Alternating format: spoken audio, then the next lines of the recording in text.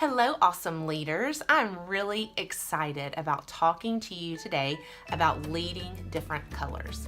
This is something that I struggle with. I think we all struggle with. And so I would love to share just some things that I've learned, and then you guys can jump in the comments and share what you've learned about leading other colors as well. Okay, so first of all, I would love to hear from you. What color, and when I talk about the colors, I mean blue, orange, gold, and green. Which color do you feel like is the biggest struggle for you to lead? Okay, I want you to private message me in Facebook with your answer. Somebody who private messages me, that answer is going to win a happy from me. So you're messaging me, what color do you feel like you struggle to lead the most? Okay, before we get started talking about each color, I want to remind all of you that we are all made up of all four colors. Yes, we have a dominant color, maybe two dominant colors, but none of us are zero a color. We have at least a little bit of each color inside of us. And so we've got to learn not to constantly shove our dominant color down our consultants' throats, okay? We've got to learn to flex our muscles for every color because those colors are in us. We just got to learn to be stronger in our colors that aren't that strong and learn how to flex those muscles. So, some examples of this.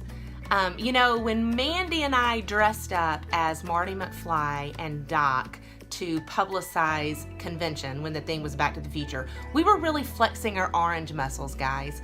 We're kind of goofy naturally. However, we were definitely flexing our orange muscles to let everyone know how fun convention is.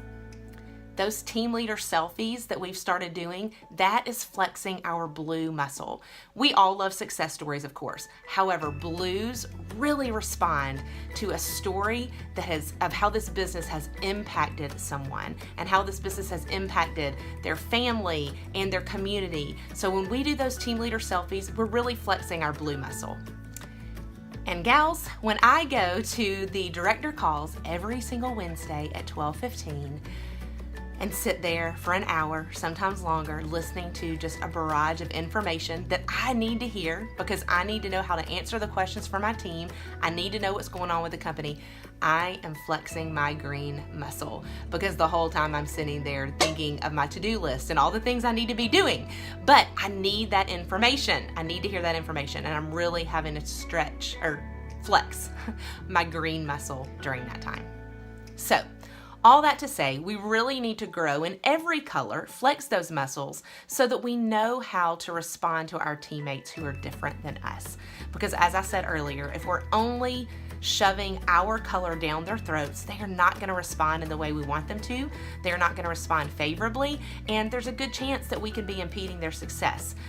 This is hard for me, and I know it's hard for some of you as well, but we have to learn to treat them as their color dictates. We need to learn to lead them according to their color. Now, that being said, we all gain so much from people of different personality colors than us.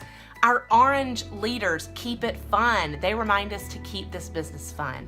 Our blue leaders remind us that this thing is so much bigger than just us. This thing impacts our family, it impacts our community, it impacts literacy. Those blue leaders remind us of that. Those green leaders, if we go to them with a question, we can be 99.9% sure that their answer is accurate because they value facts and information and research. And let's face it, those gold leaders just get stuff done, and those gold consultants are going to get stuff done. So we gain value from every single color, but we need to learn to flex our muscles for all of the colors that are inside us, no matter how deep inside us they are. So let's talk for a couple of minutes about leading people of different colors.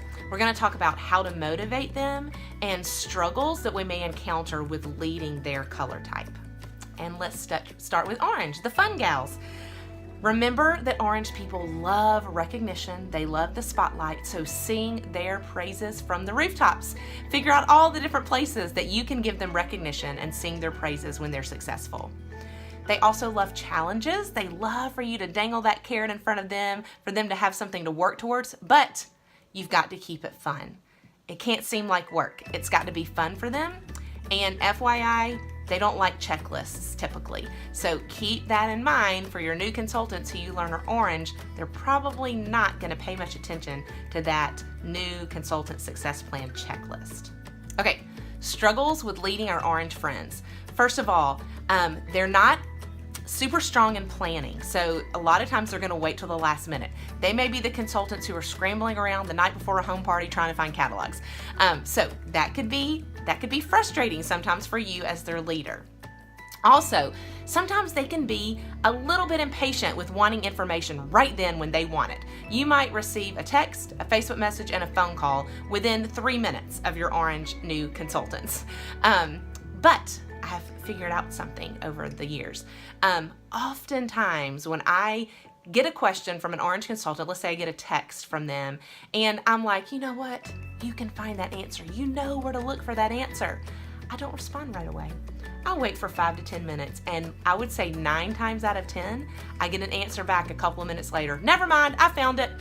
They just want the answer right then, and they don't want to take the time to go find the answer themselves. But you, as their leader, have got to train them and help them go to the resources.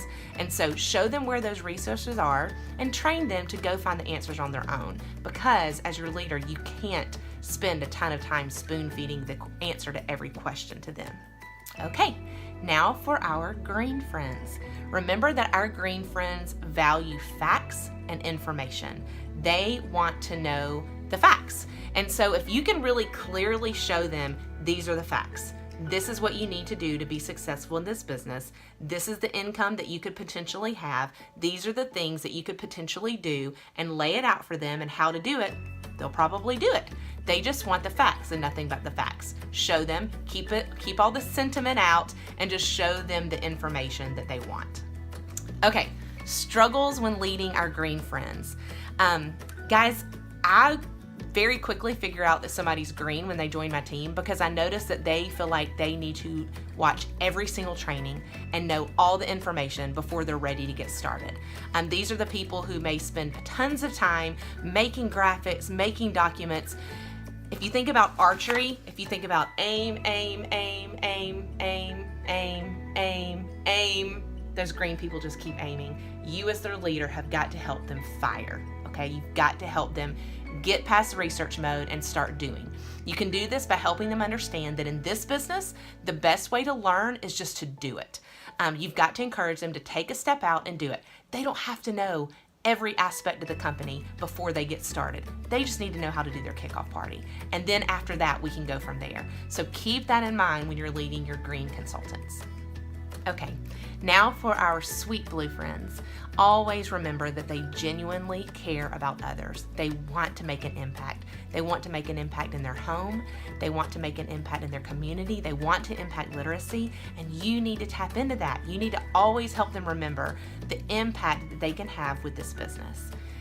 Keep that before them at all times. Now, struggles for those of you leading blue people, and this is a struggle for me. We have to learn to listen to them. When trials come in this business, and they will, absolutely, we've got to listen to our blue friends. We've got to acknowledge their struggle. We've got to empathize with them. We have to do those things, because if you don't, anything you say after that, they're not going to listen to you. So we need to listen to the struggle. We need to acknowledge and empathize, but we can't let them wallow in that. We've got to then move them towards the solution. But as I said, if you don't listen and acknowledge and empathize first, they are not going to listen to the solution you give them. And now for our gold friends. Listen, they love accomplishment. They want to be the best. They want to know how to be successful, and they want you to tell them how to do it.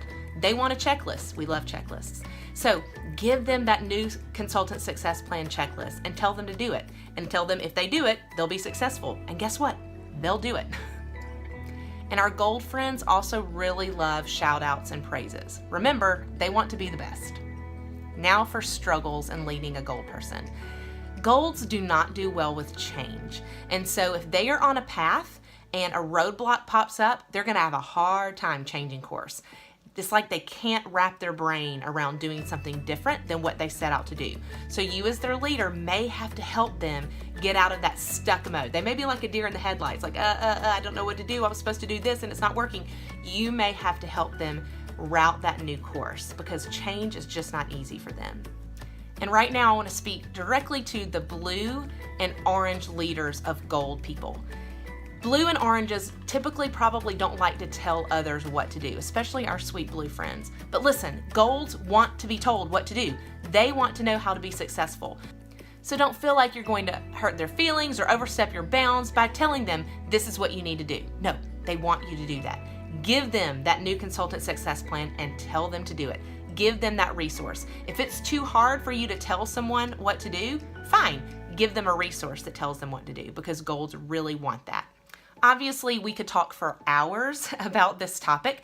That is just a really quick snippet of just some tips that I've learned over the years in leading people of different colors. But I want you guys to jump in and share as well.